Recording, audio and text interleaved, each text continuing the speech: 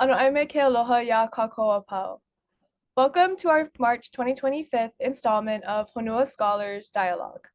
Today, we wanted to have an open conversation about the developing federal landscape for students, educators, and community members who may have questions and concerns about the consequences of recent efforts to eliminate diversity, equity, and inclusion in federally funded organizations and programs. As a nonprofit organization that aims to reduce systemic barriers for Hawaii's youth to enter science, technology, engineering, math, and medicine, Honua Scholars recognizes the importance of DEI at conceptual and practical dimensions.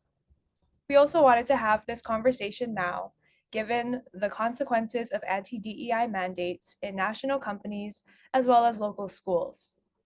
While we won't focus our conversation on recent federal cuts, we are aware that anti-DEI policies have resulted in rollbacks and funding reductions at major STEM organizations like the National Institute of Health, as well as environmental justice departments and institutions, which impacts the majors and career paths of Honua scholars, staff, and students. This is an evolving situation, and we encourage folks to connect with their institutional communications department for up-to-date information that may specifically impact them. Based on today's brief presentation and conversation, we hope our organization's stance in support of diversity in STEM will remain clear. We see diversity, equity, and inclusion as strengths for all. With that in mind, today we will have remarks from Dr. Kyle Yoshida. Kyle is a postdoctoral researcher in the Mechanically Intelligent Autonomous Robotics Lab at Washington State University and an incoming professor of mechanical and aerospace engineering at UCLA.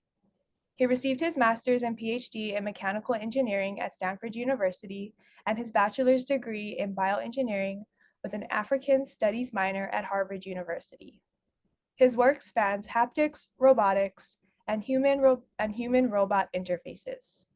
Additionally, he is the executive director of Honua Scholars. Let's all welcome Dr. Kyle Yoshida. Hi everyone, my name is Kyle, and today I'm just going to give a short talk about some things around diversity in STEM. The first part of the meeting will be recorded, and then we'll have a discussion after that will not be recorded. Feel free to put messages in the chat if you have any questions throughout this short talk. So I'll talk about some things about some demographics, just to give some rough statistics. We'll talk about some overviews, the importance, and some strategies. And then we'll end up with a discussion. So I also want to do a kind of disclaimer that this isn't meant to be a comprehensive analysis of DEI. It's only meant to be a jumping point for a few talking points. There's some demographic information that is probably commonly known. So things like workers in science and engineering are kind of underrepresented for certain gender and racial groups. So you see things like where like white women are 31% of the US population and only have 18% of the STEM occupations. Furthermore, when you get into other URMs like Asian, Black, Hispanic, Native Hawaiian isn't even shown up since it's a super minority. And kind of, you also see different disparities there. In the University of Hawaii system itself, about 3.6% of students in the doctoral programs are Native Hawaiian, and about 21% of Hawaii's own population is part or full Native Hawaiian. So that kind of gives a snapshot on how, even within Hawaii, which is like a very diverse community with emphasis on kind of supporting the local population, you also see different types of kind of these disparities in representation. just a quick overview, diversity, equity, and inclusion. When people mention this, diversity typically revolves around kind of respect and encouraging participation from people of different backgrounds and identities.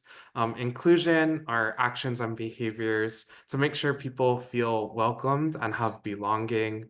And then equity is being able to provide different resources and opportunities so that people can get what they need to become successful in their environment.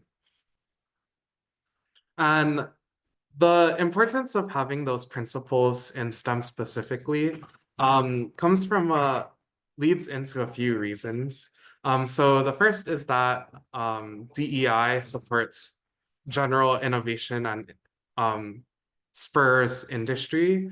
So one report from McKinsey talked about how they just looked at the executive teams in different companies and found that teams with higher ethnic and gender diversity tend to, or companies with companies with executive teams that had higher ethnic and gender diversity resulted in improved financial performance.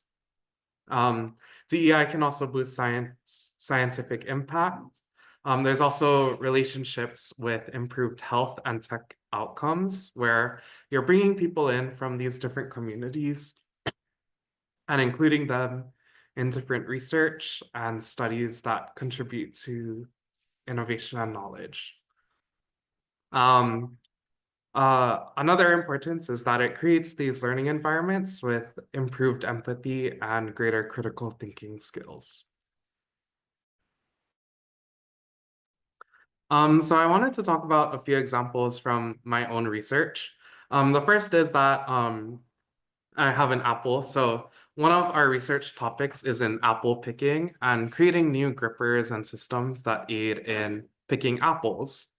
And traditionally, a lot of engineering teams have had less success with developing apple picking systems and robots. But what we found is that what we did was we brought together kind of the apple picking community, and they were showing us that like, oh, picking apples, like to get a better fruit yield that has less damage, you have to like twist the apple as you pick it, or you have to do certain things with the apples. And that was actually by including other people like horticulturalists, actual farm workers into the actual project, while traditional kind of robotic systems only looked at it from the robotics perspective. So kind of including different groups contributed to a more collaborative process that actually improved apple harvesting robotic system that I've been working on. Another example is I've been working on how to use smartphones for research in healthcare and robotics. And actually, by finding ways to include people in research through smartphones, we actually ended up finding that we can release a smartphone app that can test for diabetic peripheral neuropathy. And we're currently doing trials to kind of broadly release it and hopefully release it throughout the world. So it gives kind of a snapshot on how bringing in new ideas and perspectives can contribute to a more fruitful work environment. This slide kind of goes over some DEI strategies that are commonly used in workplaces. So different things like inclusion surveys, like mentorship programs, mobilizing different groups for focusing on specific efforts. Some other strategies are finding ways to train people to reduce microaggression, reduce imposter syndrome, and also finding ways to encourage belonging, such as connection to culture and community. I just wanted to briefly go over some thoughts on deficit versus asset-based framing. So kind of when we get into daily discussions, a lot of people will kind of they might have some words to say about certain policies and that certain systems are in place to kind of affect certain populations. Um, one way to think about some of the not just DEI, but other things in life is by looking at this framing. One way that we can do it is looking at it as a deficit-based system where we're actually focusing on understanding and relaying the problem.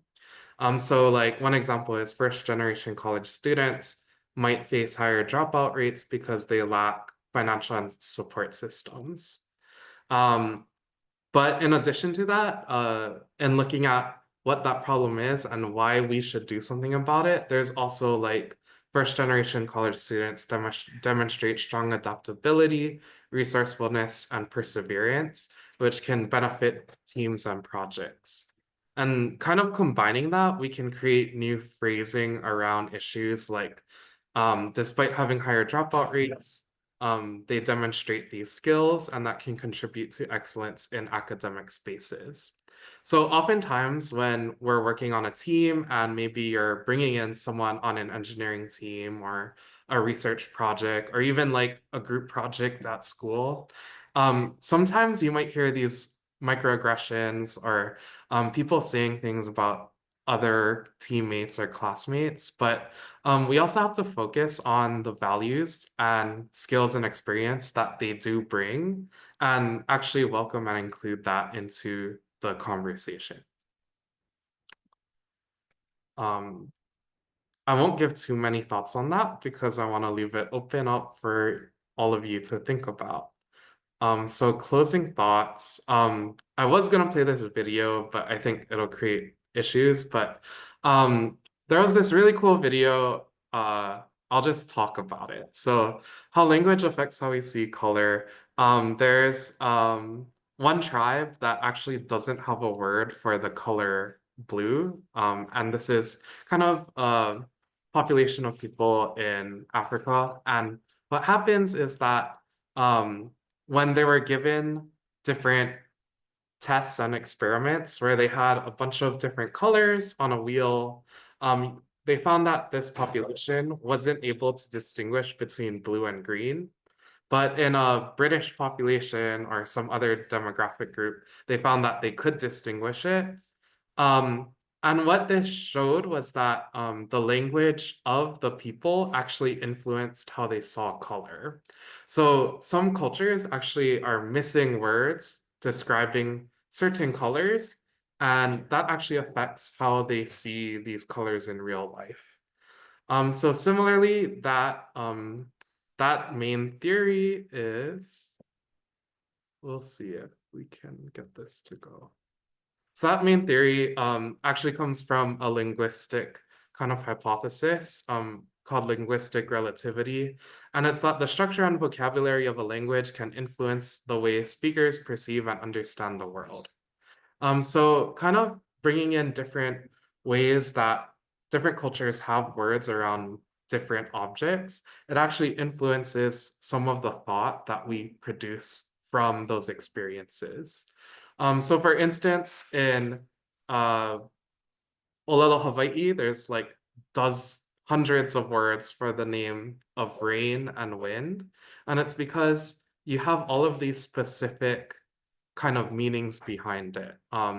Similarly, like in different tribes in Alaska, you'll find that the native language has dozens of words to describe things like soft snow, sticky snow, icy snow, like ice.